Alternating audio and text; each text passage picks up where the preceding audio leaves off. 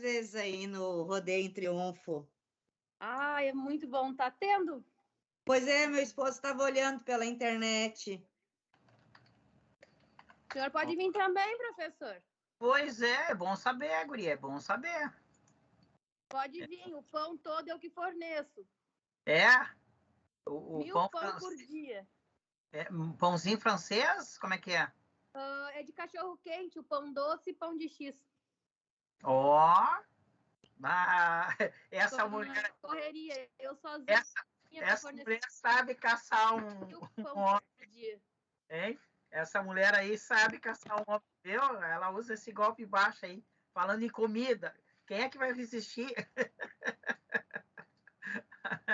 Pãozinho, hein? Quentinho, meu Deus, novo. As estratégias, né? Mas Triunfo tá tendo rodeio, até que dia vai? Até domingo. Começou na segunda, vai até domingo. É o Triunfo e Festa. Ó, é bom saber. Já peguei aqui.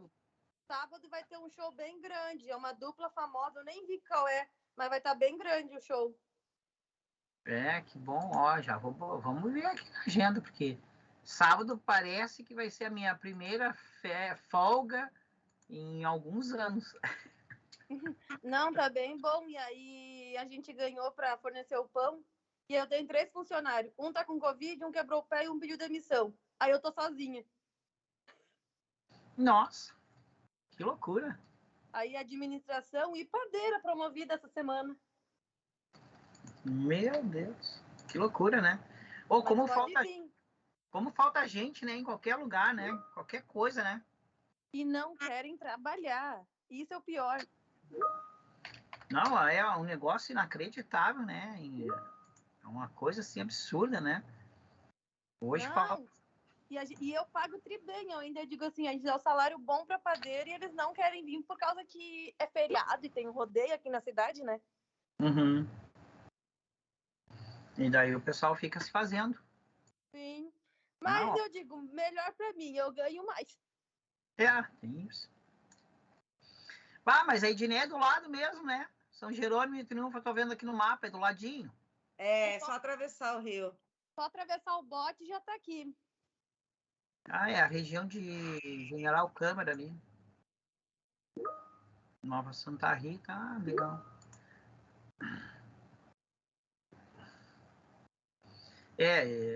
Já vai junto. Então tá, né? Olha aí, ó. Essa aula aqui você tem até informação turística aí, viu? Júlia, é forte na propaganda, viu? No mate. Então tá, galera. Não, se eu não vender, né? Quem é que vai vender para mim? Sim, tem que ser. A propaganda é a arma do negócio, né? General não, eu vou lá e falo assim, vocês já comeram o pão de tal banquinha? Dizem que é o melhor pão da cidade. Eu fui, Luiz, em General Câmara ano passado também. Fui lá passar um fim de semana lá. É bem legal. Tive lá naqueles negócios lá do exército, lá tem umas casas antigas, uns negócios muito top lá também. Tem muito lugar bonito aqui, né, no sul. Aqui a gente sai para fora aqui, nossa, tem muita coisa bonita. E eu e a mulher a gente faz isso aí. Todo mês a gente pega e levanta a cabeça, entra no carro e vai. Tem que ser, né? Senão a gente só acaba só trabalhando, né? Então tem que inventar umas aí. Link da aula. Alguém está pedindo, já vou botar o link da aula lá no grupo. E nós vamos para a matéria de hoje, link da aula. Já estou botando aqui, link da aula.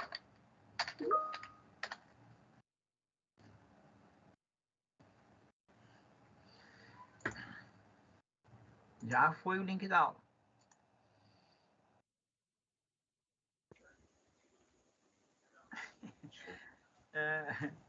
Novo Hamburgo é muito pertinho, né? Mas sabe o que tem bem ali, bom em Novo Hamburgo que eu gosto de ir, cara? Padaria Brasil.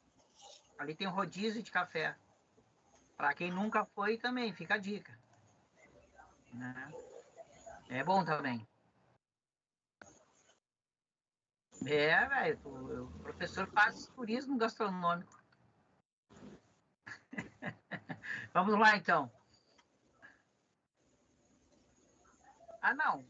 Ah, Padaria Brasil é... Cara, eu morava em Porto Alegre. Eu saí de Porto Alegre para ir na Padaria Brasil, para ter uma ideia. Eu ia de Porto Alegre, eu ia lá na Padaria Brasil. Não, deixa eu só ver aqui onde eu parei na aula passada. Aplicações distribuídas, unidade 3. Tá, então agora, só pegar aqui para a gente continuar. A gente parou na unidade 3. Só para pegar direitinho, a gente prosseguir direitinho. Essa matéria é uma matéria grande. Acho que paramos aqui nisso. Slide aqui. Só para eu pegar direitinho aqui. A gente estava falando sobre o sistema operacional. Isso aí. Só pegar aqui.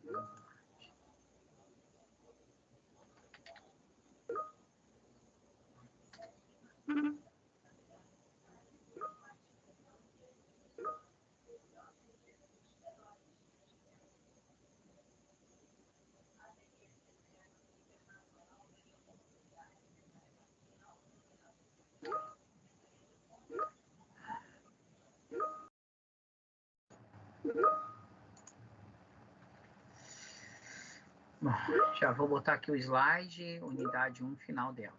Beleza, essa aqui mesmo.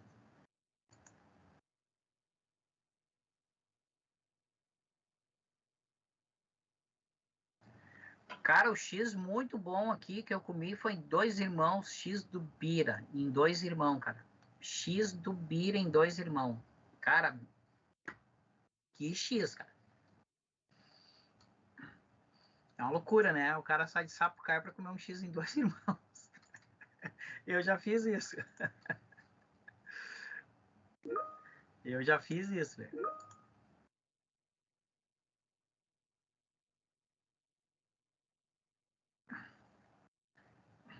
Cara, esse aí, ô Rogério, tu tá dizendo 88, velho. Eu vou anotar aqui, porque semana que vem eu vou para Canoas.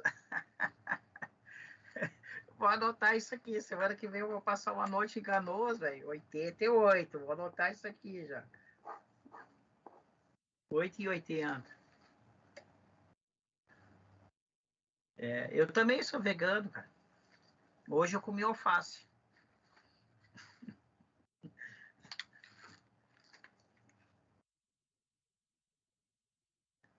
Ah, cara, isso aí eu vou anotar, que semana que vem eu vou em Canoas, cara. Olha aí, já tem uma dica gastronômica para Canoas.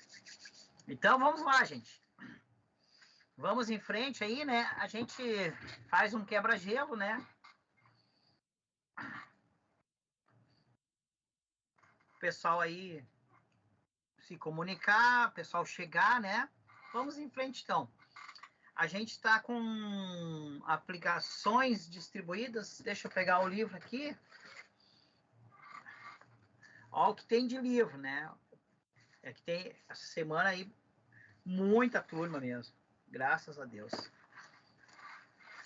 E assim, ó, a Júlia falou lá que falta padeiro. Não tem ideia o que falta de professor, Júlia. Nossa, o professor, o tal do bicho, o professor sumiu, cara. Então, creio que todos já são de casa, né?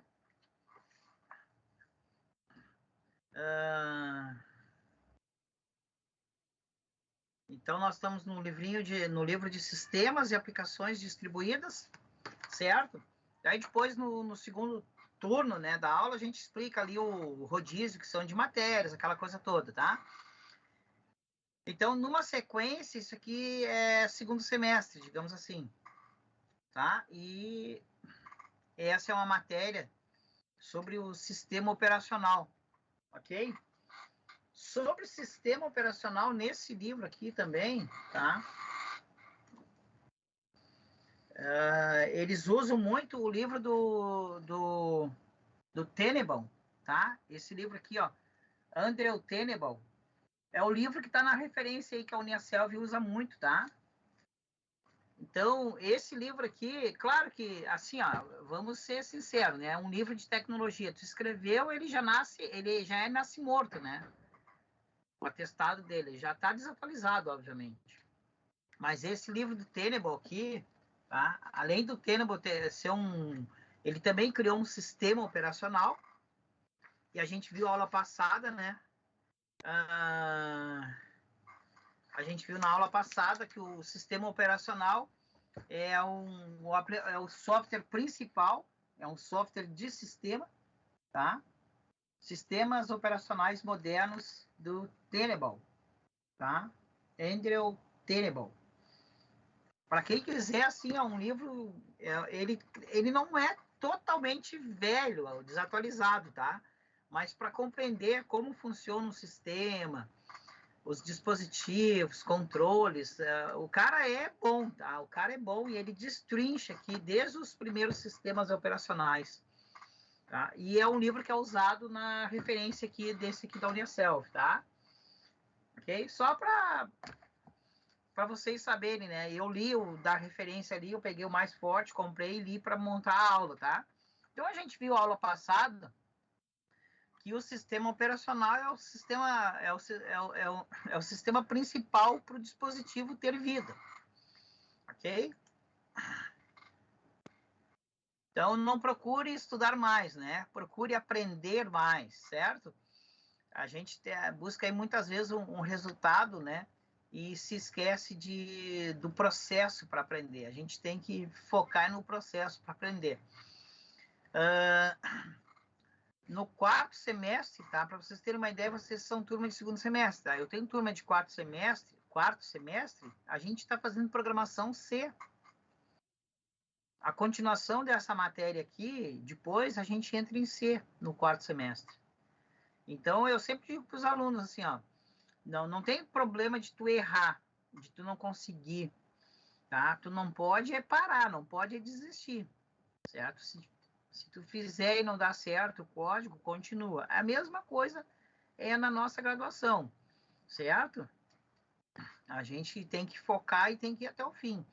Mesmo que aconteça algumas coisas, a gente não sai bem numa parte, na outra, não pode parar. Bom, aqui todo mundo já me conhece, né? Eu sou o professor Jefferson Silva, tá? Isso aqui todo mundo já conhece, deixa eu passar isso aqui, tá? Todo mundo já viu, só não me escutou tocando, né? Deixei para frente. Sistemas e aplicações distribuídas. Então, os livros são distribuídos por unidades e as unidades têm os seus tópicos, tá? Deixa eu passar isso aqui, tá? Então, a gente está na unidade 1, ok? Sobre os conceitos, sobre sistemas operacionais, definição de sistema, tá? Sistema operacional, ok? Então, o tópico 3, que a gente vai entrar agora, tá? Organização e arquitetura de sistema operacional, serviços suportados pelo sistema operacional, arquitetura suportada pelo sistema operacional. E a nossa área, tá? Como as outras áreas são carentes de profissionais, a nossa também é muito carente, tá? Domingo agora, tá? Domingo, né? Eu fui ter uma oficina de Arduino. Olha só, domingo, né? Todo mundo passeando, eu fui estudar Arduino. Eu não trabalho com Arduino, mas obviamente como professor eu tenho que estudar tudo, né, cara? E tenho que me meter em tudo para saber o que é. E o cara tava dizendo para mim assim, ó, ele só professor, eu vou dizer uma coisa para senhora. Profissional em Arduino, assim, tá raro. É uma coisa, assim, absurda. A gente não acha, a gente tem projeto parado porque não tem gente para programar em Arduino. Daí eu tava perguntando para ele, né, cara, mas que linguagem desgraçada é essa, então, que ninguém quer, né? O que é que programa Arduino? Daí ele me mostrou lá o editor, né, da linguagem. Cara, Arduino, tu pode programar em C++.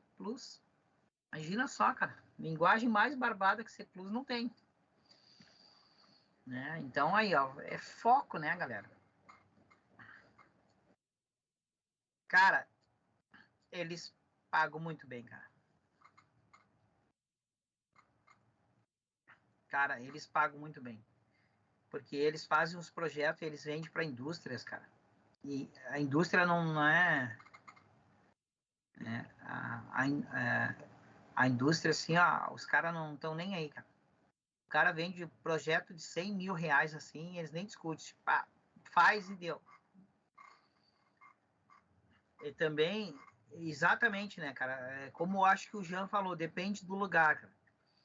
Obviamente que num lugar que tem 200, né, o salário vai baixar, mas num lugar que tem menos, o salário vai aumentar. Eu acho que é em tudo, né, cara? Em tudo é assim. Tá? Mas assim, cara, cara, eu me apavorei que como tu programa Arduino, cara. É muito fácil, cara. É C++, cara. É uma linguagem facílima, né? Não tem, né? Então, assim, ó, nossa, como a nossa área é carente, cara. E a gente tem que focar mesmo, cara. Eu sempre digo assim, poxa, o que eu posso dizer pra turma? Vocês estão no caminho certo, cara. Não pode parar mesmo. Com tudo isso aí de necessidade de gente precisando pra... Eles precisando de gente e tu tá na área, então, meu velho, é focar e ir pra frente. Então, depois nós vamos ver essas outras unidades, tá? E a gente parou nessa aqui, ó. Ok? Organização e arquitetura do sistema operacional. Ok? Cara, deixa eu só dizer aqui, hoje é sistemas, alguém perguntou a matéria, hoje é sistemas e aplicações distribuídas. Tá? Então, vamos lá. Uma coisa que a gente tem que pensar assim, ó. Uma coisa que a gente tem que pensar, tá? O computador, qualquer um de vocês aqui, eu acho que assim, até aquele que chegou hoje. Ah, professor, eu cheguei hoje para o curso. Eu migrei de profissão, tá? Mesmo assim, todos nós aqui, eu creio que em algum momento teve contato com o computador. O mínimo contato. Procurou um arquivo no computador, que seja uma imagem, uma música, um filme, ok? Um vídeo para assistir. Eu creio que todos nós aqui já tivemos essa experiência aqui, né? No mínimo, de procurar um arquivo no computador ou, inclusive, procurar um arquivo, algum, né? Um PDF aí que tu baixou da internet no celular. E se deparou com ali a organização dos diretórios, que a gente também chama de pastas do sistema. O sistema tem uma organização. Então, uma das coisas que todo sistema precisa é a organização. Tá? Então, é uma coisa assim, tá? Quando eu vim para programação, o pessoal até dizia assim, como é que tu vai ser programador se tu é desorganizado? Certo? E eu sou bem desorganizado, né? Na verdade, eu sou um artista não compreendido, tá? É a minha mulher que diz que o meu guarda-roupa é bagunçado, mas é que ela não compreende a arte que eu faço, certo? Então, eu sou bem desorganizado, né? Mas no computador a gente tem que organizar. Então, o sistema tem uma organização, né? Há toda uma questão de organização das pastas, tá? Então, se tu abrir ali o Android, as pastas do Android, então tem lá arquivos recebidos, mídia, download, imagens, vídeos. Obviamente que o sistema ele não exibe todas as pastas, tá? Ele não exibe todas as pastas. Algumas pastas são escondidas para proteção do próprio sistema para o usuário, digamos assim, leigo, não desorganizar e não travar o sistema, certo? E isso aqui no sistema Windows hoje, no Linux, no Android, tá? São sistemas mais modernos, tá? Mas eu me lembro, assim, lá nos idos dos anos 80, que alguém destruiu um arquivo do sistema. Né? E daí destruiu um arquivinho pequenininho, tá? E tinha muito boato na internet, né? Não sei se vocês se lembram assim, ó. O arquivo sol.exe, tu pode excluir ele, procure no teu sistema e destrua ele. E daí as pessoas curiosas iam lá, achavam o sol.exe e destruíam. né? E o sol, na verdade, era o jogo da paciência, né? Que quer dizer solitaire em inglês, certo? Ah, sumiu o jogo, né? Exclui a pasta tal, e o pessoal ia lá e excluía, certo? E danificava o sistema. Então, hoje não, eles têm pastas hidden, né? O atributo escondido. O importante é a gente saber que tudo tem que haver uma organização, certo? Se não houver uma organização, o computador, o sistema em si não vai trabalhar, certo? Qualquer um aqui que já desenvolve sabe, né? O cara desenvolve sistema web. Tem uma pasta que guarda as imagens. Tem uma pasta que vai guardar o JavaScript. Uma pasta que vai guardar o CSS, tá?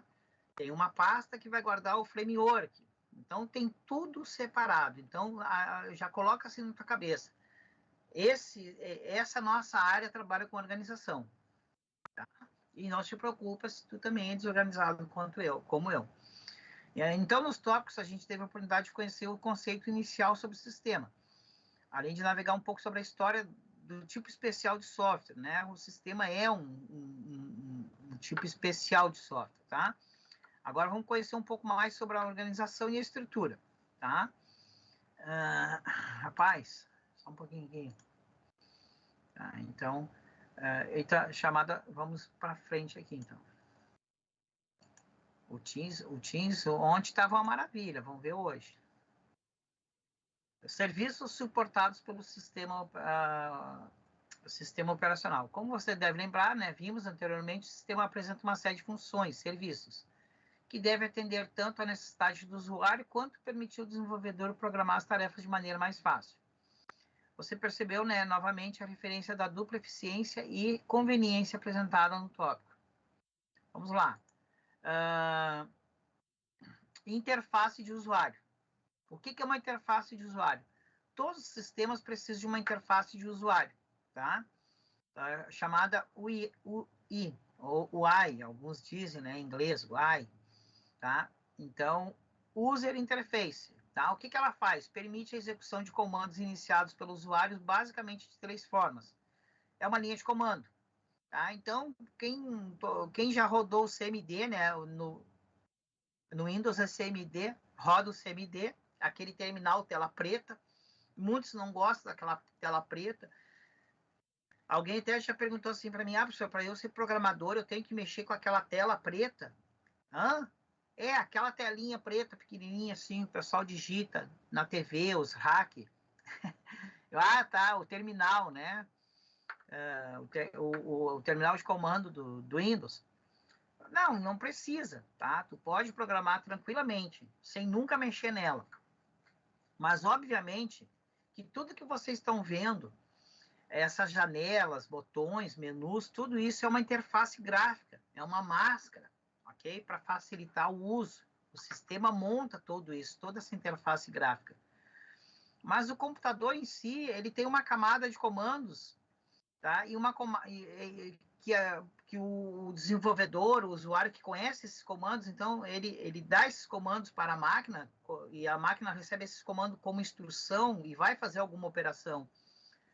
Isso tudo, essa tela de interface, né, entre o usuário, dando o comando que será transformado em instrução, e a máquina, esses comandos serão tudo, a gente entende o comando, mas isso tudo vai ser transformado em código de máquina para ela, tudo em binário ainda, tá?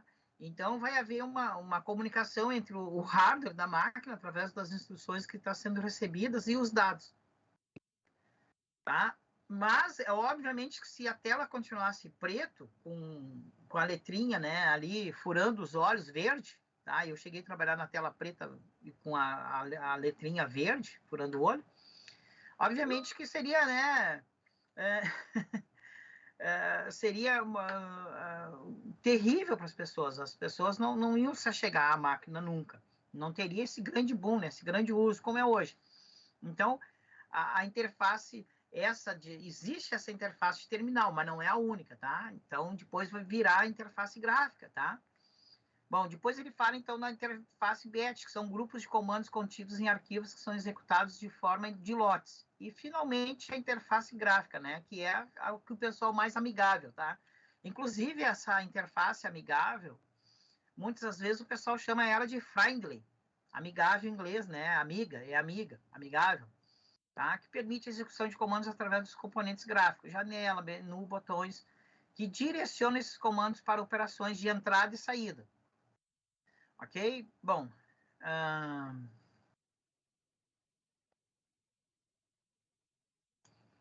vamos em frente aqui.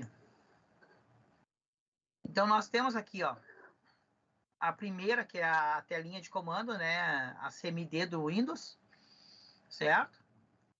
Então, nós temos aqui a CMD, terminal de comandos do Windows, e nós temos ali uma interface gráfica. Já para a organização aqui é o... Ai, meu Deus, é o Windows Explorer, né? Ok? Então, já mostrando as pastas, as organizações de pastas, certo? Tá? Então, a máquina, tu pode pensar assim, ó, quem trabalha no terminal digita um comando que a máquina compreende, certo? Essa linguagem que tu digita, que é uma linguagem de programação, com os comandos, as instruções, é o que a gente chama de uma linguagem intermediária, ok? O usuário desenvolvedor conhece ela, então se utiliza dela. Claro que, obviamente, que digitar esses comandos, tá? Fazer essa operação em tela, né? Como eu disse para vocês, ele não é para a grande maioria. E muitos caras que já estão desenvolvendo, programadores, nem usam ela também. Só que, claro, ela traz algumas facilidades, tá? Ela tem algumas facilidades, alguns atalhos dela são excelentes, tá? Por exemplo, para vocês terem uma ideia, essa semana eu tive que instalar o Java, atualizar o Java e botar um compilador Java numa máquina. E eu fiz, sei lá, 3 comandos no terminal, estava tudo prontinho.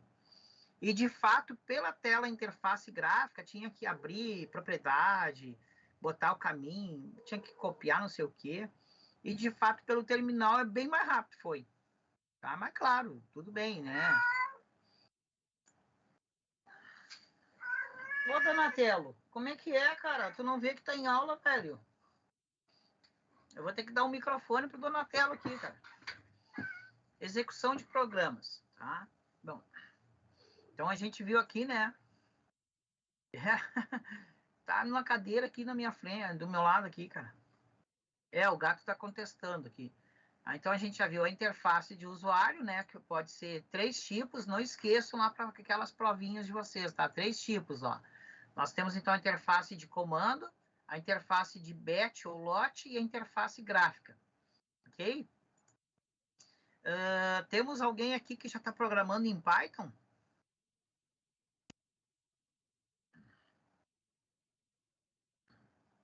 Ninguém ainda está programando em Python aqui?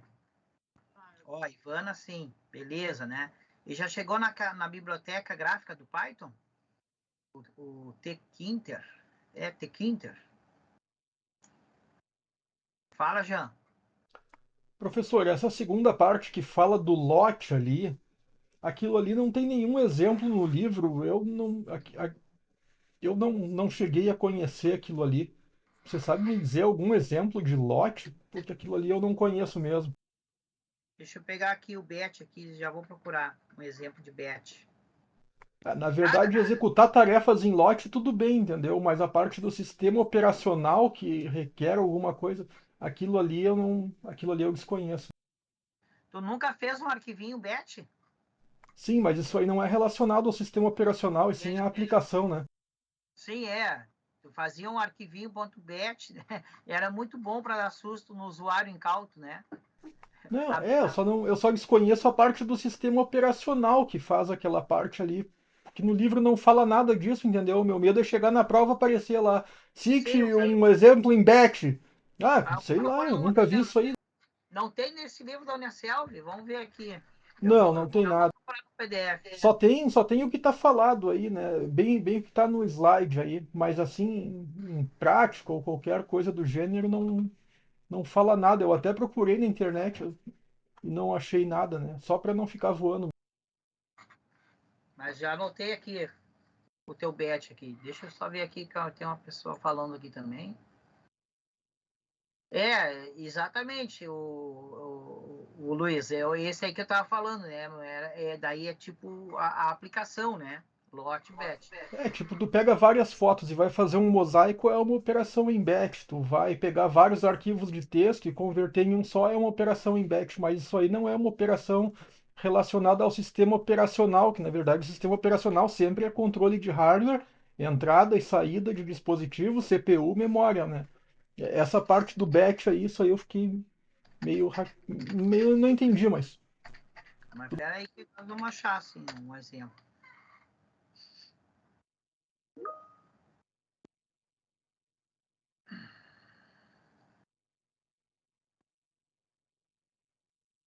Ele tem um aqui, depois eu vou pegar o...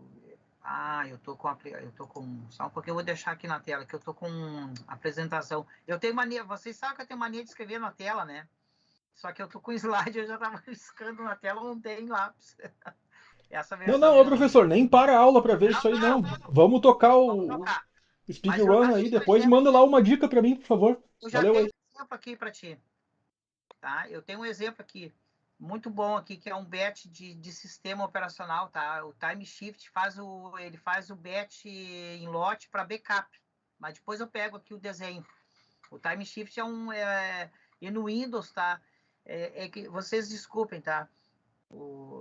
Deixa eu só traduzir, tá? O Time Shift é aquele programa que eu uso aqui no Linux, que para vocês aí é aquele ponto de recuperação.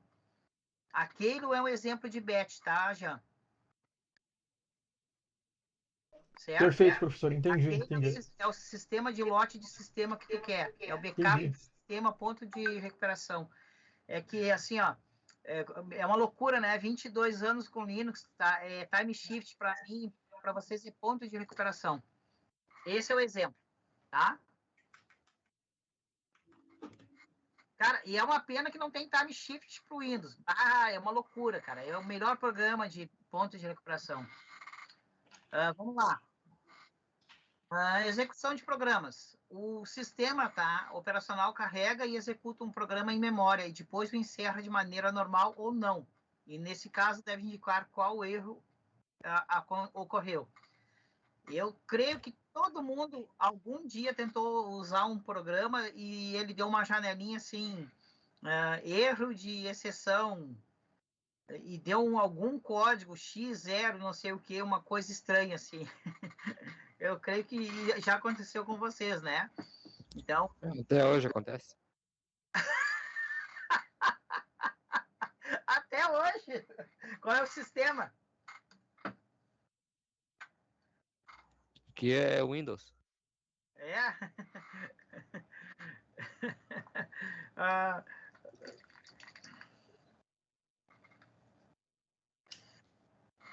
cara, pode ser assim, ó, Luiz. Esse erro de execução, cara, é assim, ó.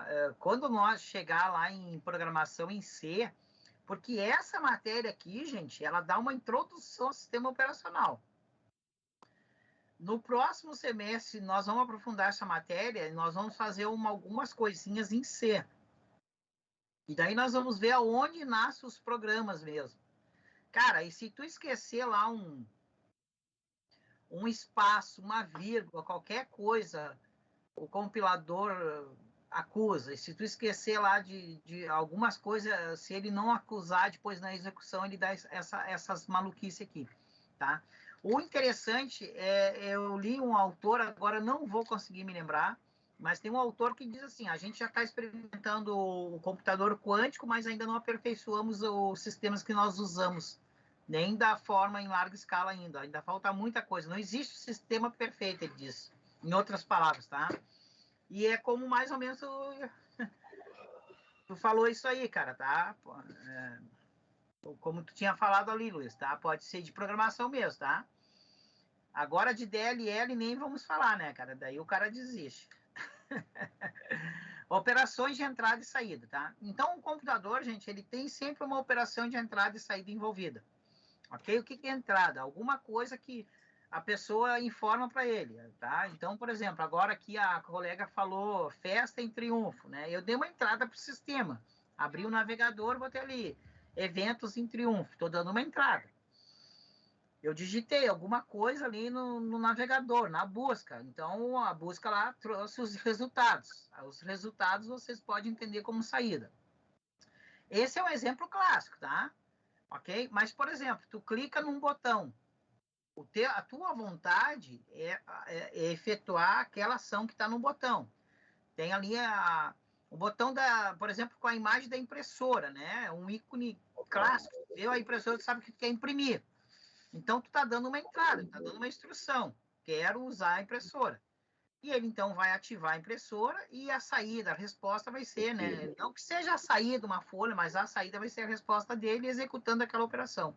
Então, o computador, ele está sempre executando uma entrada e uma saída. No meio desse caminho tem o processamento. São essas três coisas que acontecem aí. Desde a época de von Neumann, ok? Tá? Desde a época de von Neumann é isso aí. Foi estabelecido esse sistema de entrada e saída. De entrada e saída. Tá? Então, operações de entrada e saída pode ser realizada a qualquer momento por um programa em execução, requerendo um arquivo específico ou algum dispositivo específico. Claro que ele botou aqui exemplo CD, DVD, né, cara? Exemplos que eu acho que a gente nem usa mais, né? Eu acho que tem gente aqui que nunca usou CD, ainda chegou a usar DVD, tá? Pendrive, né? Também a gente já usa bem menos. Ô, senhor, Fala. tá vendo? Perfeito, Eduardo. Não tem muita diferença, né? CD, DVD. Era só a capacidade, né? A capacidade do CD era menor, do DVD era maior, mas tinha alguma coisa assim, diferença, né? O DVD tinha muito mais capacidade em outros termos, né? Mas era bastante mesmo, era um absurdo, de 700 mega para 4 GB. Obrigado aí, Luiz. O Luiz me salvou, velho. Eu não me lembrava, 4,7. E o DVD era... O CD era pouquinho, né? 400 mega, se eu não me engano. Né? E fora essa questão, claro, tem uma questão da arquitetura, né? A questão de física, tudo, resolução. O CD era 700, cara. Puxa, eu nem me lembrava mais. Cara, para ver quanto tempo que a gente não usa isso, né? Eu cheguei a falar para vocês, né, cara? Agora, fim de semana, cara, vai ter que pegar um tempinho aqui para instalar um DVD para pegar um arquivo que está muito tempo ali, que a gente não tem ele em nuvem. Porque depois foi para nuvem tudo, né, cara? Bom, então, mas muita coisa, tá? É entrada e saída, tá? O mouse, tu clica ali, tu tá dando uma entrada.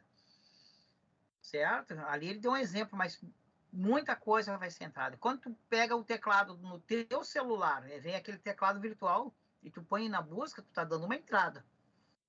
Aquela entrada vai ser codificada para ele, vai ser transformada em instrução, e ele vai processar e vai dar uma saída, um resultado, tá?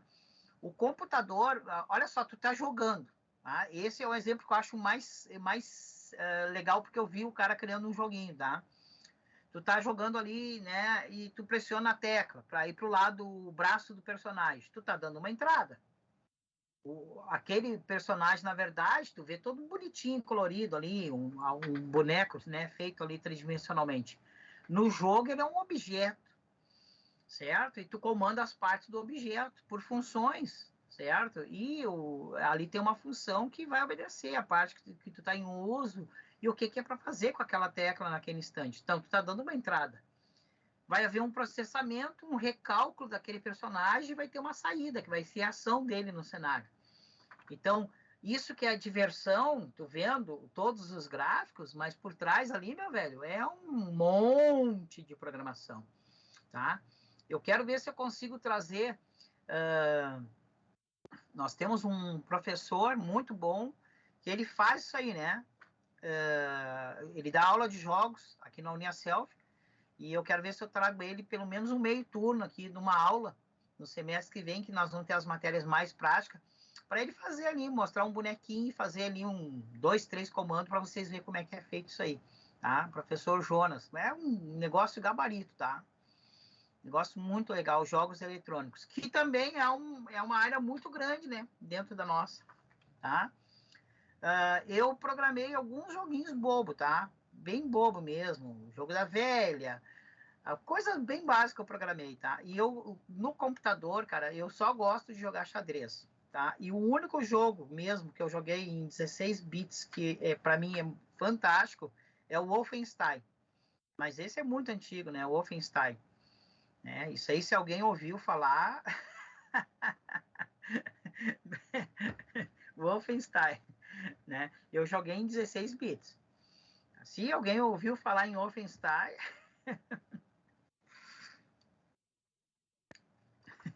Esse era clássico, né, cara? Clássico demais, tá? Esse eu gostava, tá? Bom, monitoração de sistemas de arquivos. Todo sistema operacional possui um sistema de arquivos, normalmente baseado no conceito de arquivos e diretórios, pastas. Ok? Isso, então, é muito importante, tá, gente? Porque, na verdade, desde que foi criada a computação, e isso eu sempre digo, pessoal, professor, só vai dizer isso de novo, a gente sabe que o hardware começou primeiro, né?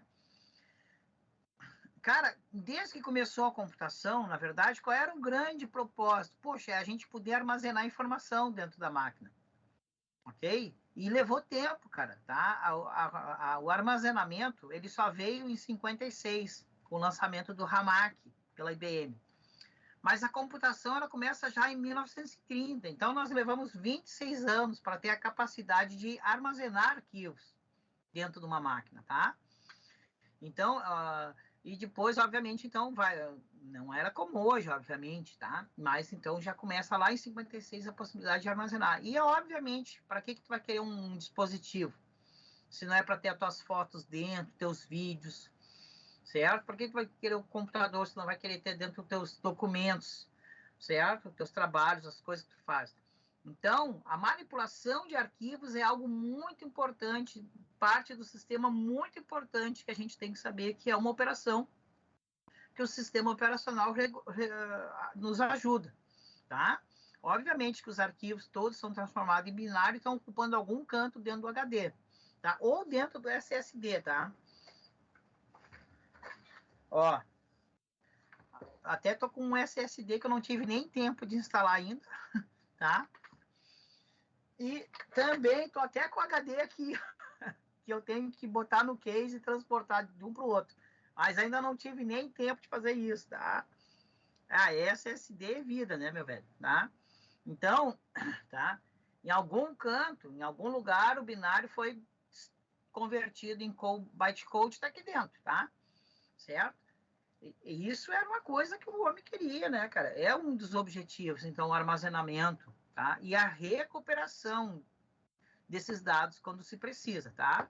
Então, o sistema operacional, ele tem essas ferramentas para a gente manipular o arquivo, guardar o arquivo, renomear o arquivo, copiar o arquivo, botar em outro dispositivo, certo?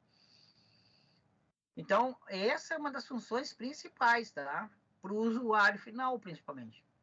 E essa organização se dá em diretórios ou pastas, certo? Esses são permitidos operações de criação, recuperação, atualização, exclusão, inclusive com a utilização de filtros de pesquisa, certo?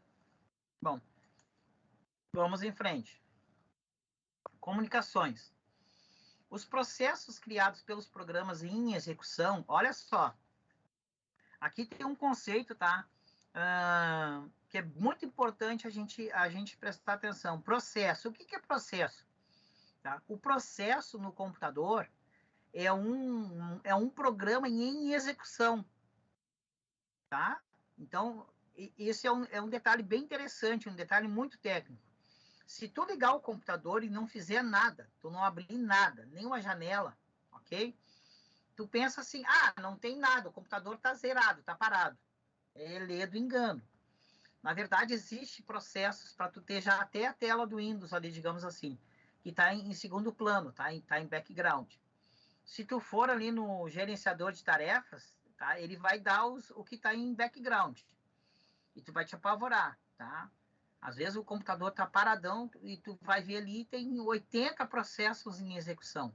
Então, um programa, ele é programa quando ele está simplesmente guardado no HD. Ele está guardado. Mas quando tu clica ali, por exemplo, na calculadora, então ele se transforma num processo. Aquele programa está em execução. Então, esse também é um pega-ratão, tá, gente? Eu tô falando isso porque caiu isso aí, um aluno disse assim para mim, professor, eu nunca tinha ouvido a palavra processo em tecnologia. Eu pensava que processo era algo só da área jurídica. Não, processo é um programa em execução, tá? Então, eu sei que tem muita gente que às vezes está chegando na matéria, na disciplina, tá? Ainda não tá, assim, já atuando 2, 3, 5 anos, já ouviu muito essa palavra, tá? Então, o processo é um programa em execução, certo? Os processos criados pelos programas de execução sobre um sistema operacional normalmente precisam trocar informação entre si.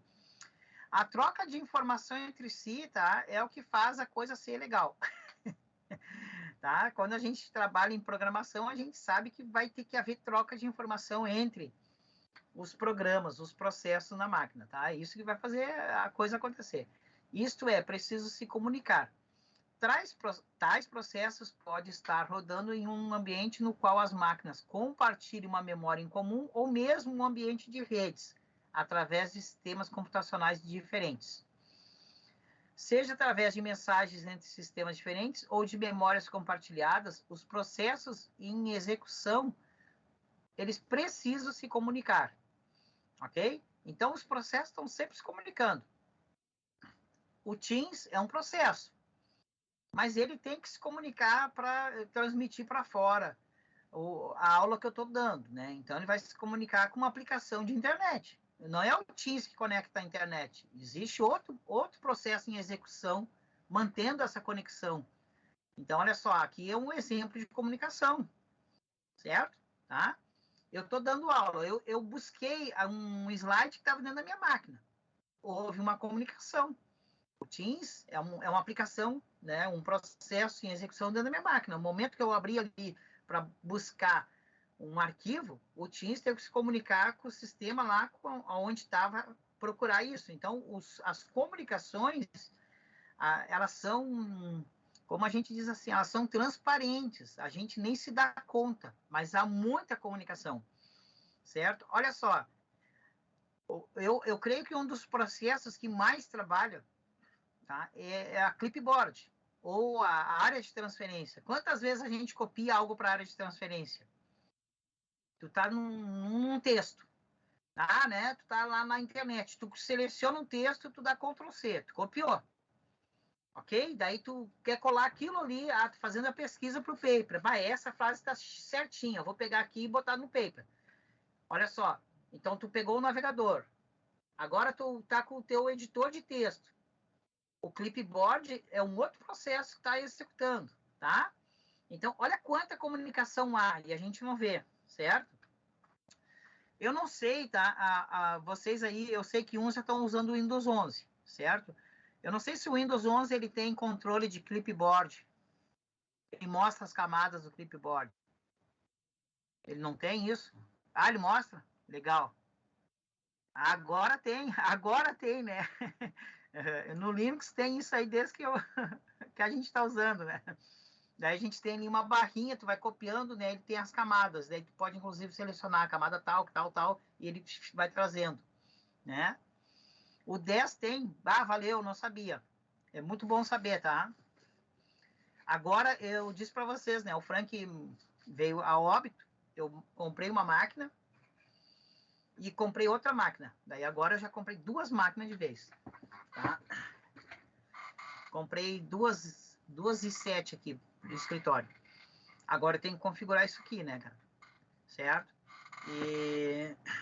Só que uma das máquinas, o cara me mandou com Windows 10. Daí, de repente, estou pensando, se eu faço até um dual boot numa das máquinas, porque, poxa, eu não conheço. Né? E às vezes é ruim, né? Detecção de erros. Ó, isso aqui é o que o Luiz está falando lá, tá? O sistema deve tratar os mais variados tipos de erros, tá? Gerados por uma falha de hardware, CPU e memória, gerados por operação de dispositivos. O que é isso aqui, professor? Um erro gerado por dispositivo. O cara está usando uma coisa no pendrive, ok? Ele está visualizando uma imagem. Aquela imagem, enquanto ele está usando ali, ele não alterou, ela está na RAM. Aí o cara despluga lá o pendrive. Quando ele põe para salvar, vai dar um erro, porque na verdade aquela memória, aquela imagem está na RAM, mas a origem dela, a comunicação dela é com o dispositivo de pendrive, tá? E daí vai bugar o sistema operacional, vai parar tudo, vai trancar o Windows, vai dar aquela famosa tela azul da morte. Antes dava, né? Mas depois do 98, justiça seja feita, o 98 corrigiu muito isso aí, né? O Windows 98 até, eu acho assim que o 98 foi um dos melhores Windows, né, cara? Né? O 98 tinha um sistema muito, como é que eu vou dizer assim, muito flexível, e ele tratava muito bem isso. Depois teve uns outros que vieram depois dele que caíam, e o 98 não caía. É incrível isso, né? Então, olha só, esse é um exemplo de erro, tá, cara? Mateus disse que o 8 e o 8.1. Cara, esse 8 é aquele que deu uma confusão, né? Os caras tiraram o menu, foi um negócio assim, né? Os caras queriam matar, né? E o XP? Cara, tu sabia que a própria Microsoft, né, cara, tá pagando os caras para tirar XP, porque ainda tem muita gente usando o XP, cara. Que também, o XP também foi um Windows muito bom, porque eu dava aula em Porto Alegre numa escola de informática e os computadores eram o XP. Nunca tive problema com o XP. Daí depois fizeram uma atualização nas máquinas, meu, e até os caras se arrependeram, né? Beleza? Então, esse é um exemplo de erro, tá, gente? O que é isso, professor? Um erro? Esse é um exemplo que eu dei para vocês. Os caras estavam usando algo num dispositivo, ele tirou o dispositivo, tá? Aquele gerado pelo programa do usuário, tá? Os programas podem ser causados por eventos como falta de energia, disco rígido, outra coisa, pendrive defeituoso, trilha no HD defeituosa também, certo?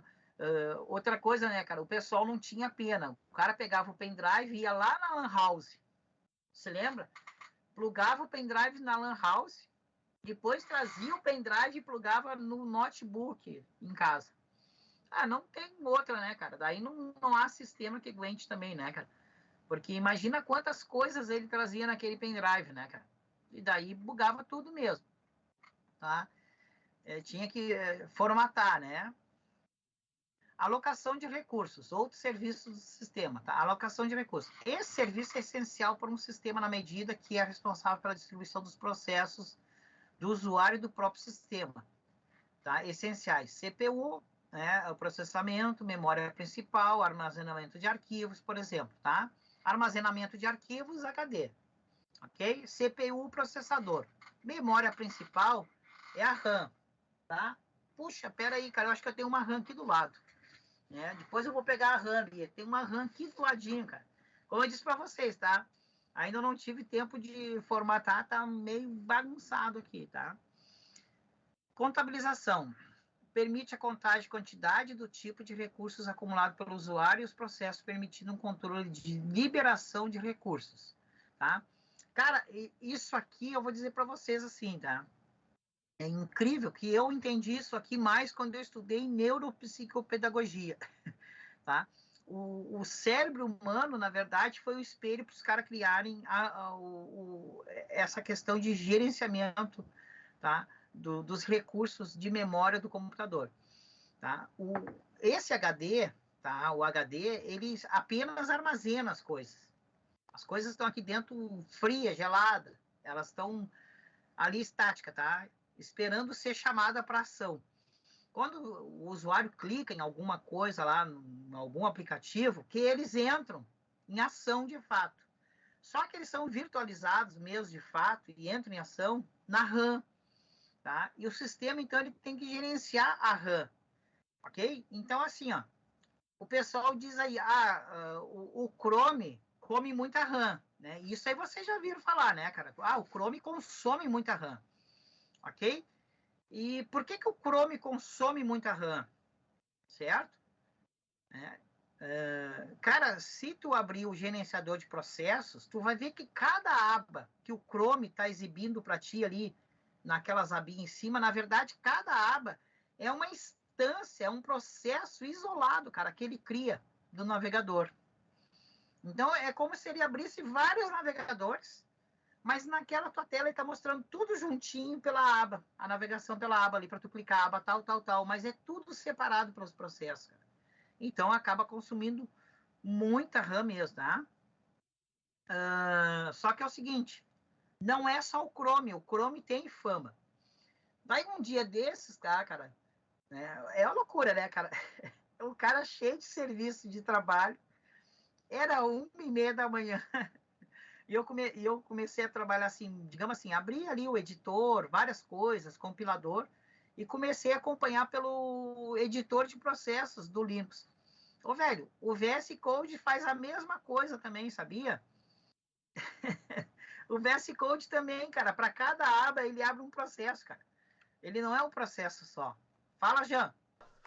Professor, sabe o que que é isso aí? É que antigamente os computadores só tinham um núcleo, né? Então tu não precisava controlar todos. Então o que que acontece? Se tu abre só uma instância, tu não tem controle sobre qual é a situação dos outros núcleos do processador. Então tu não sabe para qual que tu vai encaminhar, para qual que tem menos recurso. Então quando tu manda abrir uma instância, a maioria das pessoas tem um processador de 4, 8 núcleos aí, né? Mas se o teu processador tiver 64 núcleos, ele vai abrir 64 instâncias. Isso aí, para quem programa, para todo mundo aí vai programar um dia multiprocessamento, é o que dá para fazer, é o que tem. Então tu abriu uma instância, quantos processadores tu tem? 20 instâncias, entendeu? É a maneira que tem. Então os navegadores fazem isso aí. E o Jean falou um negócio bem interessante, né? Quando a gente for programar, né, todos vamos programar, né, Jean? É isso aí, tá? E quando a gente for trabalhar com questão de programação objeto, tá? Guardem a palavra instância. Usa-se toda hora essa palavrinha instância, né? Em programação objeto também, né? Toda hora, cara. Tudo é objeto e tudo é instância. É uma confusão, né? É por aí, né? Vamos lá. Então, aqui ele tem a estrutura, tá? A interface. Então, olha só, vocês têm que pensar assim, ó. Lá embaixo está o hardware, no nível mais baixo. Depois nós temos aqui o sistema operacional, ok? E lá em cima nós temos os usuários, tá? E as aplicações, ok? Então, opa, desculpa aqui. Só um pouquinho. Acho que a luz atrapalhou aqui para eu ler, tá? Nós temos o hardware lá embaixo. Temos a camada do sistema operacional. Depois nós temos as aplicações, os utilitários, as linguagens, o comando. E lá em cima, né, na pirâmide, o comando maior, o usuário. Certo? Então, obviamente que o usuário, ele não tem como pedir um recurso ao sistema, um recurso ao hardware. Eu preciso de uma imagem que está no HD. Porque o HD está com a imagem guardada aqui dentro em binário. Então, ele precisa de uma comunicação. Então, ele vai solicitar essa imagem por uma aplicação, ele vai entrar no Windows Explorer, está aqui a pastinha das imagens, fotografia do churrasco fim de semana. Vai abrir a pastinha, tem o Thumbnails, né? A miniatura da imagem, ele vai clicar. Aquele Thumbnails, na verdade. Então, ó, aqui em cima está a aplicação. Essa aplicação, quem é que vai se comunicar? Aplicação Windows, ou Linux, ou macOS, ou Android, o sistema operacional que tiver aqui.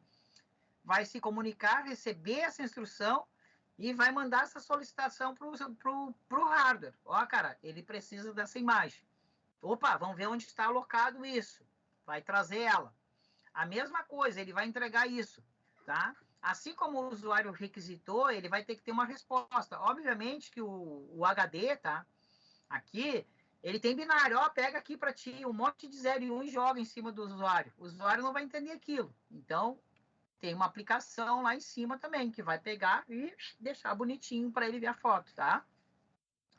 Então, isso aqui, gente, é em qualquer instância, em qualquer momento, é o tempo todo, tá? Essa comunicação, usuário, aplicação, sistema e hardware, tá?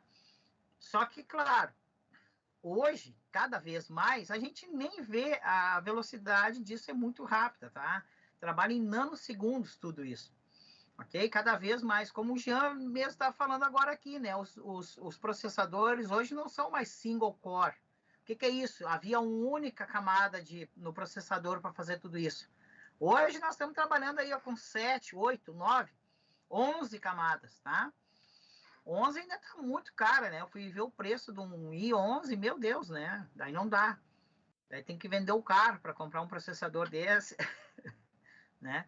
Mas eu comprei o i7, já imagina só, é um camarada que tem 7 camadas de processamento. Já é uma boa velocidade, né? Certo? Então, isso aqui é o tempo todo, tá, gente? Arquiteturas. Então, a gente já viu as funções. Hoje, um recadinho geral, tá? A partir dessa semana, eu fiz um acordo aí com as turmas, tá? O intervalo vai ser das 8h15, 8h15 às 8h30, ok? Bah, mas eu tô com vontade de fazer cocô, senhor. Não vai dar pra aguentar. Bah, me desculpa.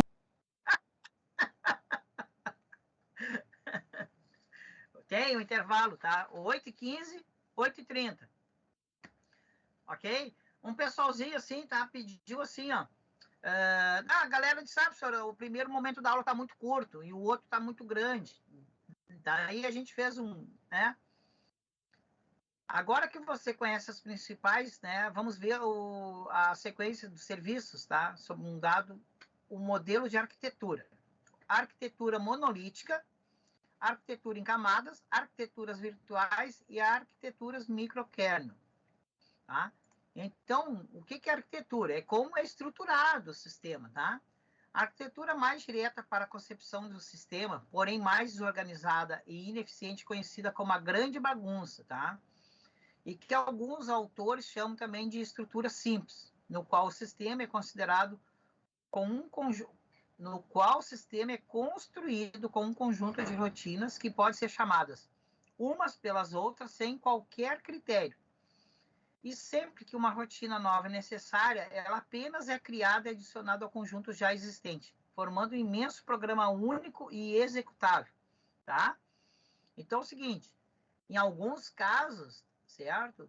Em estruturas menos requeridas, menos exigentes, se usa uma arquitetura monolítica, ok? Tá? Tem gente que diz, isso aí não se usa mais. Não. Gente, quando a gente está falando em arquitetura de sistema operacional, a gente tem que lembrar que a gente não existe só sistema operacional de computador, de celular, de tablet. Nós precisamos de sistemas e arquiteturas de sistemas em diversos aparelhos, tá? Ou como é que tu acha que uma Smart TV funciona? Tem que ter um sistema operacional, tem que haver um tipo de arquitetura para a tua televisão funcionar, certo? Como é que tu acha que funciona um controle remoto? Algum tipo de sistema, algum tipo de arquitetura foi embutido aqui dentro. Tá? Então, não existe simplesmente só... O pessoal, quando fala nessa disciplina, o pessoal foca que existe somente para o computador. Não é assim, gente.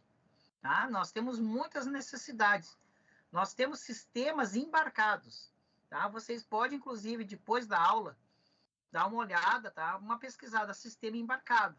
E vocês vão Inclusive, vocês vão, assim, ó, se abismar o que existe de aplicação embarcada, tá? Por exemplo, no carro, isso aí. No carro, o pessoal chama de módulo. Vocês já viram falar, o módulo tá pifado e não tem como consertar, né? Não tem, porque é um chipzinho tão pequenininho, ele vem programado, se ele não tá mais funcionando, é melhor tu trocar ele todo. Como é que tu vai programar aquilo, tá? Geralmente, esse tipo de arquitetura monolítica, tu não tem como alterar a programação dela, ela vem para fazer aquilo ali a vida toda. A hora que ela pifar, tu tem que trocar ela por outra, tá? Então, no carro, o pessoal chama muito de módulo. Aquilo ali tem um sisteminha embarcado dentro, tá?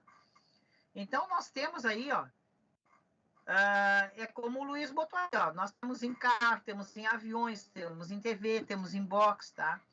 Temos em relógio, tá? Cara, hoje nós temos sistemas embarcados em roupa inteligente, certo? Eu tenho um aluno aqui que trabalha lá em São Paulo, eu não sei dizer, é o Clube de Futebol São Paulo, tá? Os caras usam uma roupa, tá? Que ela tem um sisteminha.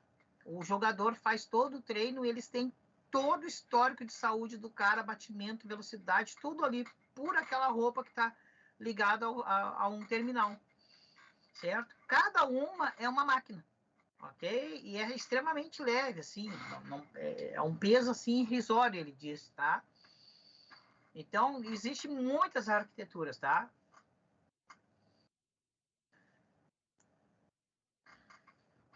Depois nós temos a arquitetura em camada, ok? Essa arquitetura pode ser considerada uma versão mais aprimorada da estratégia presente na arquitetura monolítica, tá? Tendo como objetivo organizar a estrutura em níveis de camadas, uma construída sobre a outra. A primeira abordagem dessa arquitetura foi a concepção do sistema T, Technische Hochschule Eindhoven, deve ser alemão, né? Construído por Esger, meu Deus, de Gestra, no final da década de 60 na Holanda, e que utilizava 6 camadas de hierarquia, ok? Então, já foi uma evolução daquela outra, tá? Arquiteturas virtuais. Nessa arquitetura, cada máquina virtual é idêntica ao hardware verdadeiro. Cada uma pode executar um sistema, tá? Que seja executado diretamente do hardware básico.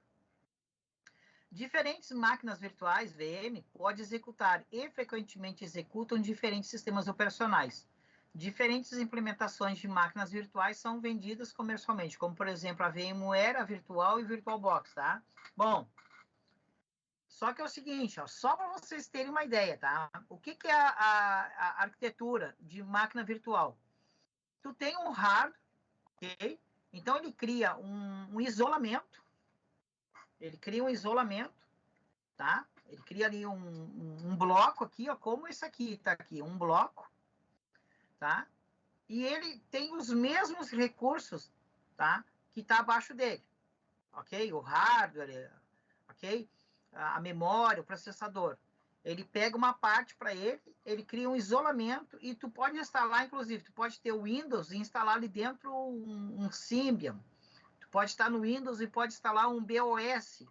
Tu pode estar no Windows e instalar um Linux numa máquina virtual, ok? Tu pode instalar qualquer sistema que tu precise. Só que para vocês terem uma ideia, tá? Aqui nós estamos falando de uma arquitetura de máquinas virtuais. E o livro, tá? Na época do livro, não estava tão popular, tá? O livro é de 2014, tá? Hoje já existe uma arquitetura mais avançada que essa, tá? Vocês podem pesquisar que é o container, certo? Então, hoje já existe até uma arquitetura nova em cima da máquina virtual, que é o container, que ainda é mais leve que que a máquina virtual, ok? Claro que a máquina virtual, ela é usada largamente, certo? Principalmente quando tu programa em Java, porque o Java, tu digita uma vez, tu cria o programa, ele cria uma VM, e essa VM quer dizer o seguinte, tu pode levar o programa para qualquer dispositivo, independente do sistema, e ele vai executar a máquina virtual ali dentro, com o programa dentro. Tá? Certo? Tá? Então, existe hoje tanto a VM, e para vocês terem uma ideia, tá? Já evoluiu, nós já temos o container. Em container, tá? Quem quiser dar uma pesquisada, tá? É o Docker, tá? Eu vou escrever aqui no chat, tá? Docker, tá? Que é uma tecnologia fantástica, tá? Qualquer pessoa aí pode instalar o Docker no seu computador e testar os containers, certo? É bem fácil de compreender, de entender, é um negócio maluco, tá? É um negócio que foi entregue pelos ETs. Docker não foi feito por ser humano, pode ter certeza, tá? Depois nós temos a arquitetura microkernel, tá? Kernel, em inglês, tá? É o núcleo, é a base, é a alma de qualquer sistema, é onde estão as funções elementares, as mais essenciais, tá? Que a gente pode pensar assim do sistema, todo o controle básico que um sistema precisa ter, tá? Então, por exemplo, em cima do kernel, tu pode montar um sistema. Por exemplo, o Android foi montado a partir do kernel do Linux. O Linux foi montado a partir do kernel do Unix. tá? Então, o kernel é assim, as funções mais elementares e depois em cima tu cria uma camada de sistema. Mas lá embaixo, a alma mesmo é o kernel que funciona. Com o aumento da amplitude dos softwares de usuários e sua complexidade, a partir da evolução da computação, o kernel teve de responder a esse aumento, tornando-se mais difícil de gerenciar. Partindo desse novo cenário, a abordagem de microkernel reestrutura o sistema, retirando componentes que não essenciais do kernel e adicionando-os como programas de nível de sistema e de usuário, diminuindo assim o tamanho do kernel. É aquilo assim, né? O kernel é o mais essencial. Então, por exemplo, assim, ler o HD é uma função essencial? Sim. Então, podemos botar no kernel. Ligar a impressora, né? É uma função do kernel. Pode ter um drive, então tira do kernel essa função, não precisa o kernel ter essa função da impressora, fica para o sistema operacional carregar as DLL, o drive, tá entendendo? Então eles foram enxutando o que deu para transformar no microkernel, tá? E daí eles criaram zilhões de novas operações, tu tendo só o básico do kernel. Ô, professor. Oi? Não. Tu já saiu dali. Não, eu volto ali. Pode dizer. O que é aquilo ali? É scheduling da CPU? Ali embaixo tudo. Cara, agora tu judiou do professor, meu, porque tá difícil pro zóio do professor hoje, né? É o programa aplicativo, gerenciamento, vamos ver se eu consigo ler ali, velho. Hoje o zóio não tá essa coisa toda, velho. É o scheduling da CPU. Scheduling é o agendamento, professor. Velho, eu vou ter que pegar esse slide separado para ler ali para ti, mas eu vou tirar um print ali para não esquecer e eu vou pegar ali o slide e ver para ti, tá, cara? Eu não consigo ler ali, cara. Beleza. Que loucura, né? Não tô conseguindo ler, cara.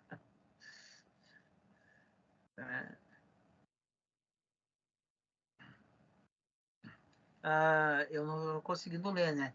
Scheduling. A Ivana lê o scheduling. Scheduling é agenda, organização.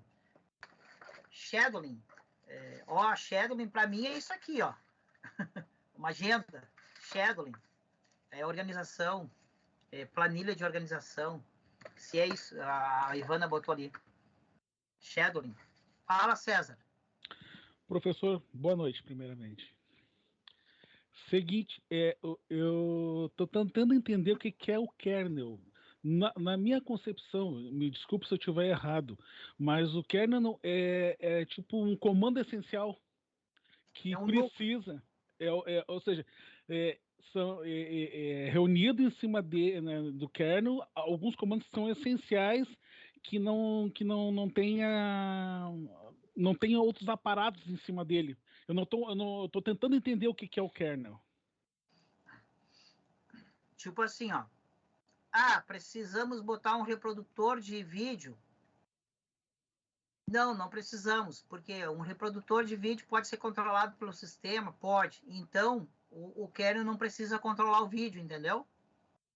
O kernel ficaria, então, só com os comandos de cópia, de deletar, de acesso, de leitura, esse tipo de coisa. É o mais básico possível, tá? Eu vou pegar aqui a nomenclatura, as funções de um kernel que eu já te mando. Eu tenho isso, tá? Outra coisa, tá? O Luiz falou para ter uma ideia, tá? Do kernel, eles criaram mais de 300 sistemas em cima do kernel do Unix. Para ter uma ideia, tá? O Unix, tá? Aqui foi aqui o Luiz botou, tá?